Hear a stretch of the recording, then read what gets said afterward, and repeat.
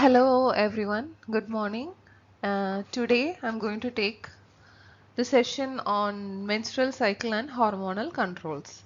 So this particular session comes under module 8 of developmental biology, that is the human reproductive system. So before landing on to this main topic of today, I strictly advise that you have to go through the main topics that is coming as the initial part of this particular module, that is the male reproductive system in detail, the female reproductive system in detail, about the secondary sexual characteristics of both males and females, about the process of ovulation, then the differences between the primordial follicle and the mature Graafian follicle. I mean the morphological differences between this primordial follicle and mature Graafian follicle, and a little bit about the ovum structure, and finally the topic of today, that is menstrual cycles and their hormonal control. So this particular topic, that is menstruation, we know that it is inextricably bound to a woman's life, being a friend, being a sister, being a daughter, being a mother. So I strictly advise that this particular topic has to be dealt in a very psychological, physiological way, rather than just mugging up the entire syllabus for the examination purpose. So first we can just go to the introduction part of this menstrual cycle. So the first topic that comes as the definition, it is the reproductive cycle. What is reproductive cycle? The cyclical changes that take place in mammalian ovaries and uterus during a reproductive period is called the reproductive cycle. So when we just read about the definition of this reproductive cycle, it seems to be very simple, but here we have to focus on two terms. First is the cyclical and second is the reproductive period. So the term cyclical is very much familiar to us, because definitely it's sort of rhythmic changes that is happening to a particular body or a particular thing. Okay, but what is this reproductive period? The term reproductive period is very much important in this context. So you have to know what is reproductive period. So first, you know about the concept of this puberty, and after puberty, say about within 8 to 12 months comes the proper menses or the menstrual process. Then after many years there will be a permanent stop to the menstrual process, that is characterized by menopause.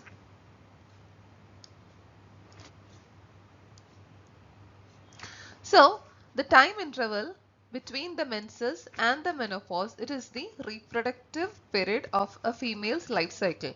The female is sexually mature during this particular time. So here the definition becomes complete. That is, the cyclical changes taking place in mammalian ovaries and uterus during a reproductive period is called the reproductive cycle. So there are actually two types of this reproductive cycle depending upon the type of mammal we are. For example, there are two types. First is the estrous cycle and second is the menstrual cycle.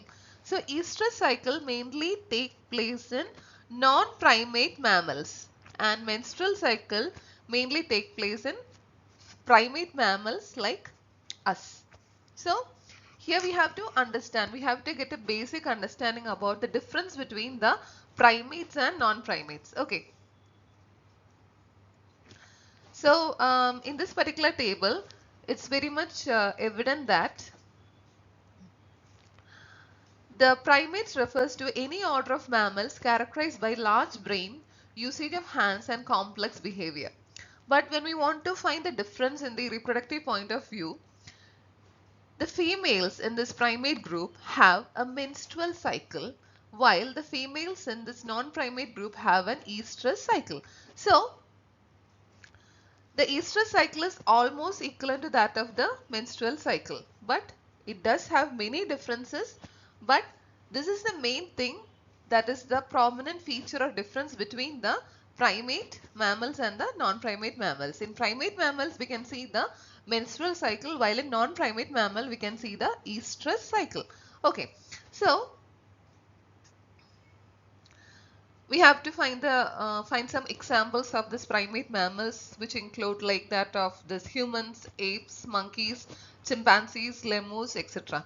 So without looking to this particular table, we have to just find out some differences between primates and non-primates, just for a sort of general knowledge part, not like because we are dealing with menstrual process.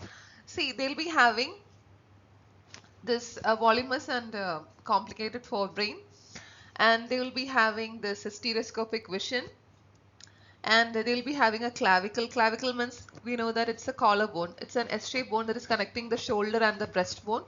So you have to understand at least 5 to 6 major difference between the primates and non-primates. Okay, and the examples of primate mammals too, because the menstrual cycle is mainly happening in primate mammals. Okay, so the process of menstruation.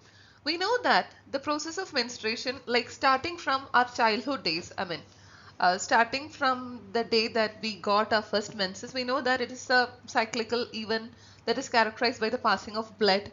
It can last for about 4 to 5 days. For some kids or some ladies, it can start. The duration of this menstruous will be like for about 10 to 12 or about 12 days, which is a little bit serious thing. But apart from that, apart from the layman concept, when we are studying about menstruation in detail, we have to understand the proper definition of menses or proper definition of menstruation. What is actually happening in menstruation, or what is actually being shed outside the body during the menstrual process. So, in primate mammals, including human females, the sexual cycle is characterized by menstruation. Now, what is menstruation? What is being eliminated from the body?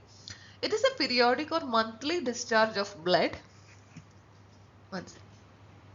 Monthly discharge of blood, tissue, fluid, mucus, epithelial cells and cellular debris from the uterus through vagina. So it's not just the loss of blood alone, but all these things are discharged during the normal menstrual process. And during normal menstruation, about 40 ml of blood and 35 ml of serous fluid are lost.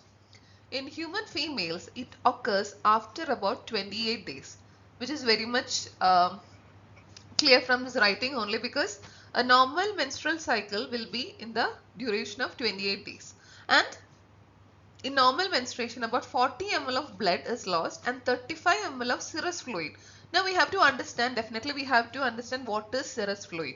By definition, serous fluid, it's a clear to pale yellow watery fluid that is found in the body, especially in the spaces between organs and membranes which line or enclose them, such as the heart and pericardium, the abdomen and the peritoneum. So, ഒരു ഓർഗന്റെയും അതിനെ surround ചെയ്തിട്ടുള്ള ആ ഒരു ക്യാവിറ്റിയുടെയും ഇടയ്ക്ക് കാണുന്ന ഒരു fluid ആണ് ഈ പറഞ്ഞ പോലെ serous fluid. So definitely it will be present within the uterus, and a sufficient amount of serous fluid is also discharged as part of this menstrual process.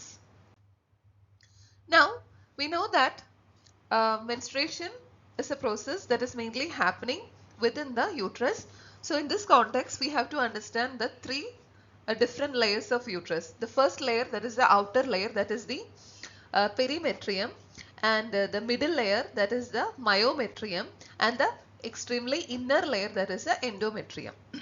So the endometrium is the endometrium is the site where the implantation of the fetus takes place, the embryo takes place, or we can tell that if there is no fertilization or if there is no chance of pregnancy, the menstrual process also takes place in the endometrium, starting from the endometrium, which is actually the shedding of the endometrial layer.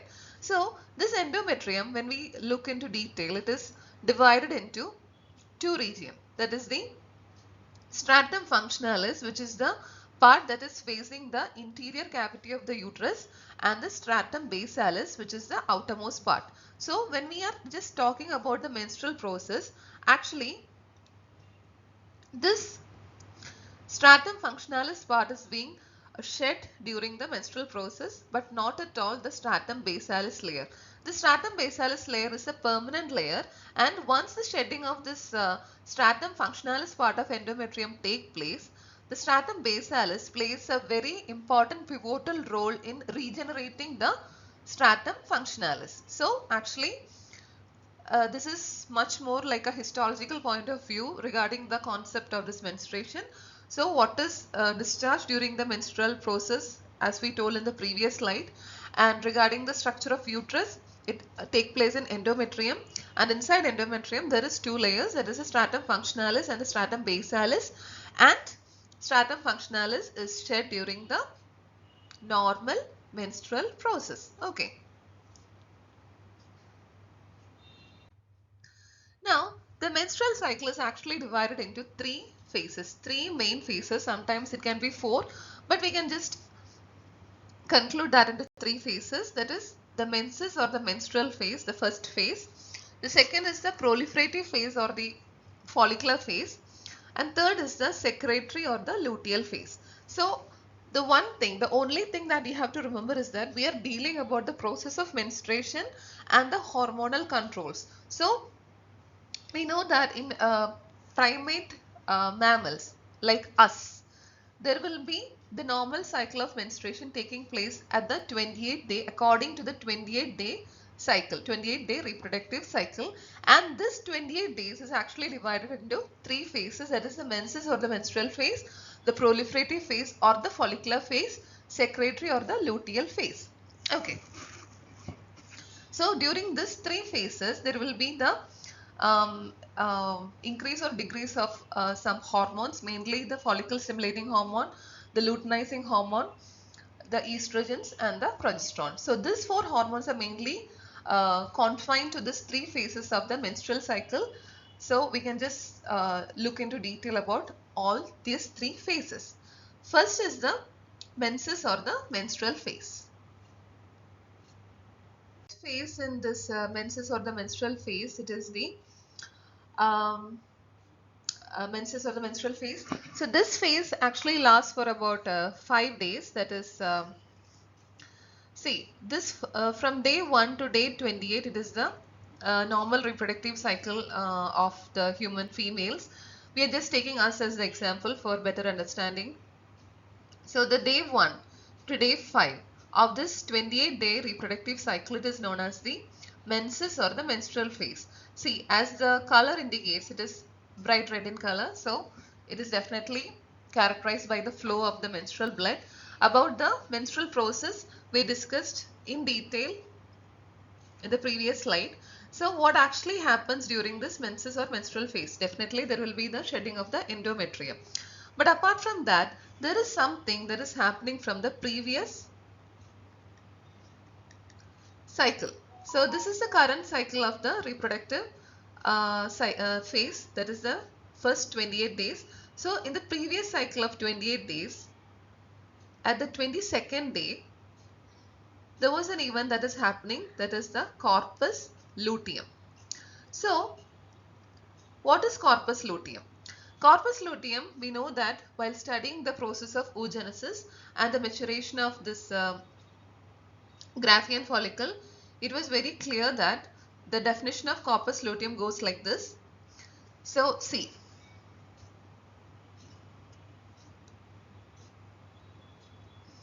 this is the follicular development, and after the mature Graafian follicle is released, attaining full development, it leads to the release of the secondary oocyte as the process of ovulation. The remains of this mature Graafian follicle get transformed to form the corpus luteum, and this corpus luteum is actually a very vital temporary organ because it stimulates the production of progesterone and estrogen. Now you have to think, what is the need of this progesterone and estrogen synthesized by this corpus luteum? Because progesterone and estrogen are the two main hormones that supports the strong establishment of pregnancy. But if there is no fertilization taking place, or if there is no implantation of zygote, what happens is that there is no need of this corpus luteum to be there in the ovary. So it gets regresses. As part of regression, the amount of this progesterone and estrogen synthesized by the corpus luteum diminishes, and this diminished nature of this corpus luteum is reflected in the shedding of endometrium that is characterized in the day 1 of the next cycle. So the first thing that is happening in the menses or the menstrual cycle is that during day 1 there will be characteristic diminishment of this progesterone and estrogen. Why? Because the corpus luteum in the previous cycle has started regressing during the 22nd day of the previous cycle, because there is no pregnancy happening, there is no need of this estrogen and progesterone flush, so it is regressing. As part of this regression, the progesterone and estrogen amount is markedly reduced, and this reduction will lead to the shedding of endometrium. That is the first thing. Second thing, what's happening is that there will be the production of hormones by two main glands. First is the hypothalamus that produces the gonadotropin releasing hormone, and there will be the anterior pituitary. This gonadotropin releasing hormone stimulates the anterior pituitary to produce two hormones that is playing a very important role during this menses or the menstrual cycle, and that is characterized by LH, that is the abbreviated form of luteinizing hormone, and FSH, which is the abbreviated form of follicle stimulating hormone. So these two hormones in this phase, I have to repeat that these two hormones are synergistically, that is combined ചെയ്തിട്ട് act ചെയ്യുന്ന ഒരു phase ആണ് ഈ menses phase. So this will lead to the, these two hormones will help in the growth of the primary follicles into the mature follicles. These two hormones, all this are taking place during the menstrual phase. So by the end, almost end of the menstrual phase, there will be 20 primary follicle that is getting transformed into secondary follicle, and amongst that secondary follicle only one will be reaching the ultimate stage, that is the mature Graafian follicle. Okay, so we can just summarize the events that is taking place in this menstrual cycle. Okay, the first and foremost thing is that it is lasting for 5 days of the normal reproductive 28-day cycle. Second thing, it is characterized by the regression of the corpus luteum of the previous cycle, which is resulting in the decreased amount of progesterone and estrogen, by which the endometrium is getting a signal to get shed off as part of this menstrual blood. Then next thing is that there will be increased secretion of the gonadotropin releasing hormone by the hypothalamus, which actually positively influences the anterior lobe of the pituitary to synthesize luteinizing hormone and follicle stimulating hormone, which in turn helps the maturation of growth, which actually helps the development of primary follicles into the next stages of their development. And finally, at the end of this menstrual phase, about 20 primary follicle is developing into secondary follicle, and amongst that only one becomes the proper mature follicle. All these things are happening in the menstrual phase. Okay, now we can go to the next phase. So the next phase is this proliferative phase or the follicular phase. So before going into this proliferative phase or the follicular phase, you have to understand what was the outcome of the first phase, that is the menstrual phase. What? First thing was that it is characterized by the formation of the mature Graafian follicle from the primary follicle. Second thing, there was the loss of endometrial lining along with lot of things from the uterus. Okay, these two things are the main important noticeable features of this menstrual phase, and it lasts for about first 5 days of the reproductive cycle of 28 days. The second phase, it is the proliferative phase or the follicular phase, and it lasts for about 6 to 13 days. In some cases, they have split this proliferative phase or the follicular phase into 6 to 11, that is the follicular phase, and 12 to 16, which is the ovulationary phase. But here, for ease of understanding, I'm just condensing this into a single phase, that is the proliferative phase or the follicular phase. Okay, during this phase, what happens? Okay, so there was luteinizing hormone, and follicle stimulating hormone that was produced by the anterior pituitary. Clear, right? So this hormones helps in the maturation of the Graafian follicle. Mature Graafian follicle. See, by the end of this menstrual phase, the Graafian follicle has not reached 100% development. Some more development is left over. That sequence of development is completed during this proliferative phase or the follicular phase. Okay, so this Graafian follicle, once it is almost reaching the mature level, it will be synthesizing the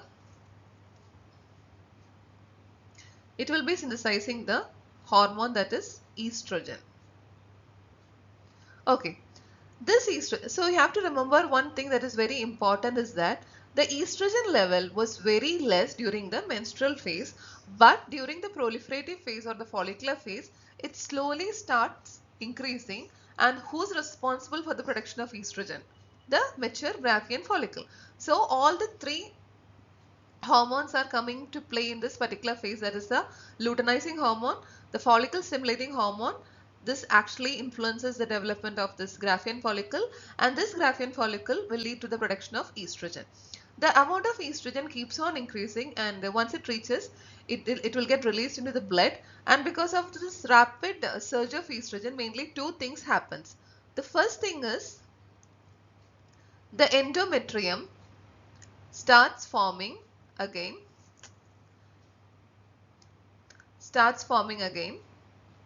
and the thickness of the endometrium will start increasing once it starts forming. The second thing that is happening as part of this estrogen flush is that there will be a change in the epithelial lining of the fallopian tube. Okay, see, there is the fallopian tube, and the epithelial cells will be undergoing a sort of transformation, and there will be the proper formation of cilia, and the morphology of cilia will be stimulated in such a way that it helps in the movement of ovum during the process of ovulation. The ovum will be moved through this fallopian tube to the main compartment of uterus.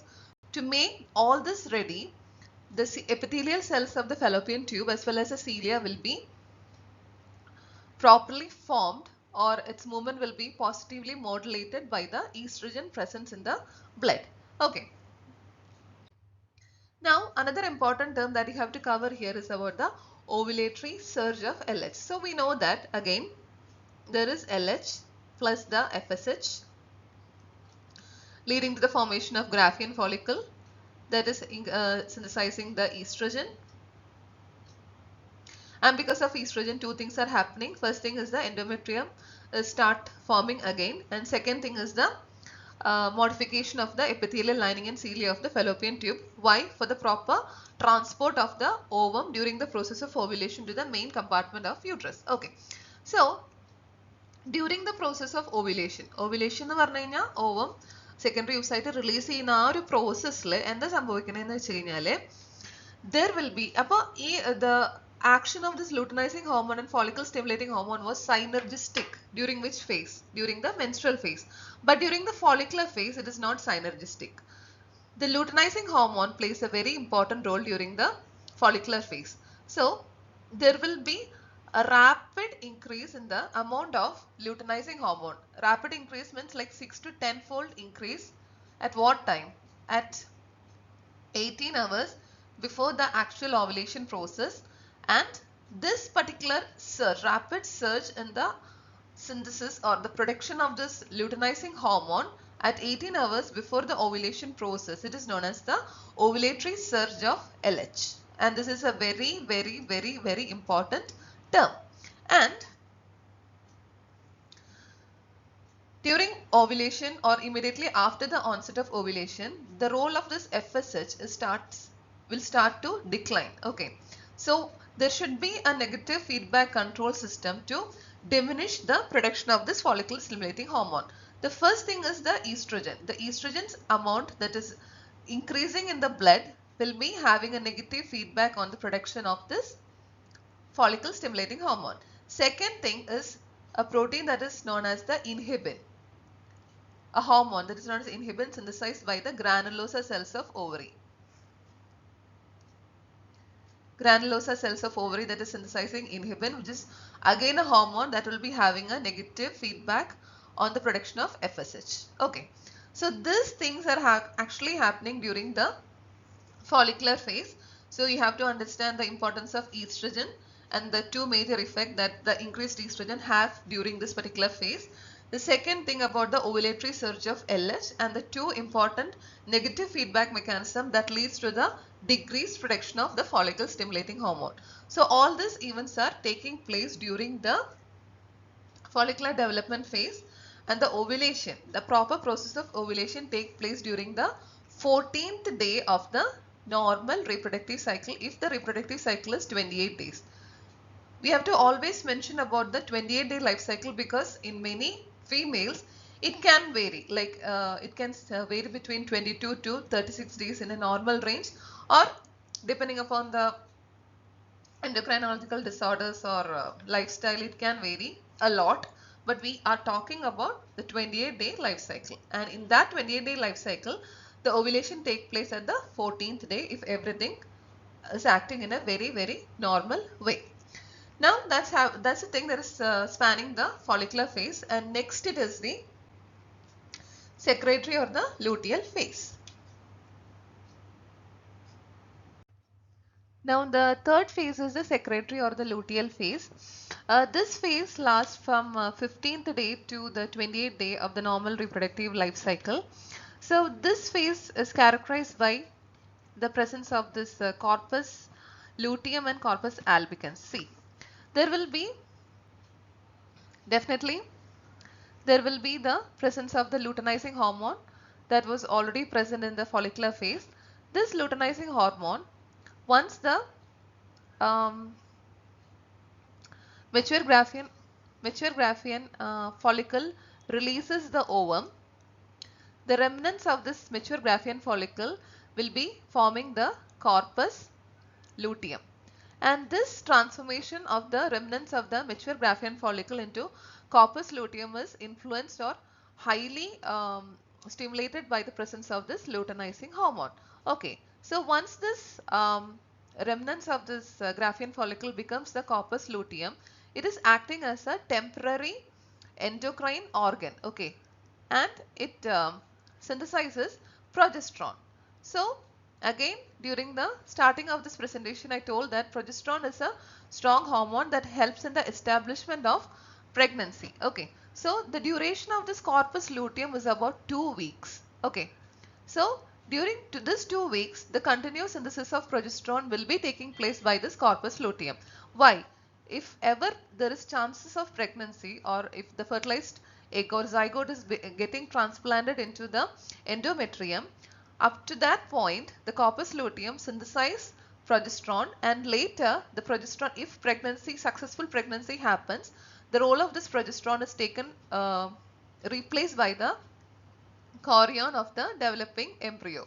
The chorion of developing embryo will synthesize much higher level of progesterone, and this higher level of progesterone can cause changes in the secondary sexual characteristic as part of this anticipated pregnancy, and this will continues, and under the influence of this progesterone synthesized by the chorion of the embryo, there will be thickening of this endometrium.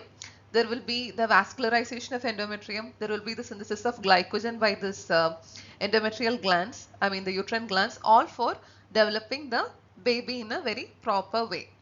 So if ever pregnancy doesn't happen, what actually happens is that the corpus luteum, which is having a lifespan of about 2 weeks, will be regressing to form the corpus albicans. So there comes the difference between the corpus luteum and corpus albicans. The degenerated part of this corpus luteum is actually the corpus albicans, and when this corpus albicans is formed, no longer the progesterone synthesis of this corpus luteum happens, and then everything comes back to the normal first day of the reproductive cycle. That is, there will be decreased amount of this progesterone and estrogen, and there will be the shedding of the endometrial layer.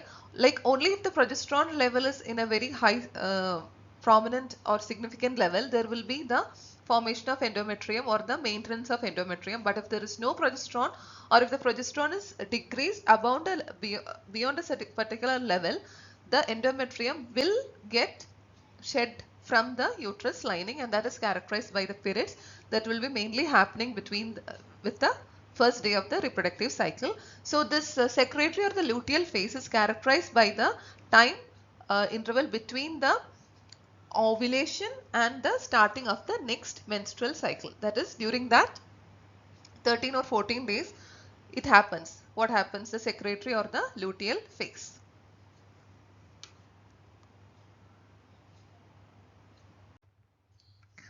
Okay, the most important slide of today's presentation is this slide, because it is a graphical representation or a pictorial depiction of what is actually happening in this menstrual cycle, what all is happening starting from this particular ovarian cycle. This is the primordial follicle, and it became developed into secondary follicle, mature Graafian follicle. The ovum was released, and the remnants of this became the corpus luteum. And if there was no pregnancy, the corpus luteum's role is no longer needed, and then it is regressing to form the corpus albicans. This sequence happens between 28 days, that is the first day to that of the 28th day. And then there is the things that is happening as part of the hormonal style. For example, from the previous slides, you can understand which hormones will be active during the menstrual phase, which hormones will be active during the follicular phase and the final phase. So this particular graph is of utmost important. I'll tell that it is A star important graph. So you have to study this graph, try to draw this graph and interpret all the things that is related to that of this menstrual process by looking to this particular graph. And I'll be asking about the interpretation part in the next class. Now these three terms are equally important. What is puberty? Puberty means the onset of adult sexual life is known as puberty, and menarche means the beginning of the cycle of menstruation is menarche, and the halt or the permanent halt of this menstrual cycle, it is known as the menopause. So these three terms you have to understand and be familiar with. So what is this estrous cycle? It is a period in sexual cycle of female mammals except the higher primates. So in detail we covered about the events that is taking place during the menstrual phase, the three phases of menstruation. Now the thing that is equivalent to that of menstruation that is taking place in non-primate mammals are the estrous cycle. And the most prominent event in the estrous cycle is the formation, maturation and release of ova by the females. So during this particular phase, that is during the release of ova, one other thing concomitant happening is that there will be a strong discharge of very high amount of estrogen to their bloodstream, and because of that there will be a heat or estrous period that is characterized by strong sexual urge, and this is the only time where the females are ready to receive the males for copulation. And this heat or estrous period can vary depending upon the type of species, but one thing obvious is that the heat or estrous period is relatively very short in the entire estrous cycle. For example, it can last only for 18 hours in case of this cow, but the entire estrous cycle can have its variation depending upon the species. Like it will be varying for about 16 days in sheep, 4 to 5 days in rats and mice, 90 to 120 days in dog, like that. So another important term that we have to cover is in the estrous cycle is about the difference between the monoestrous and polyestrous animals. So the monoestrous means the heat or the estrous period will be present only one time in a year. So examples of them include this deer, wild sheep, fox, bat, and regarding the polyestrous, there will be several breeding periods in a year. For example, rat and squirrel. Okay, and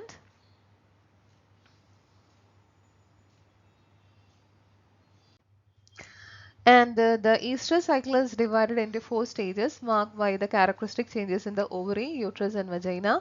That is the estrous phase, the post-estrous or the metaestrous phase, the diestrous phase, and finally the proestrous phase. about which I'll be taking it in a separate class.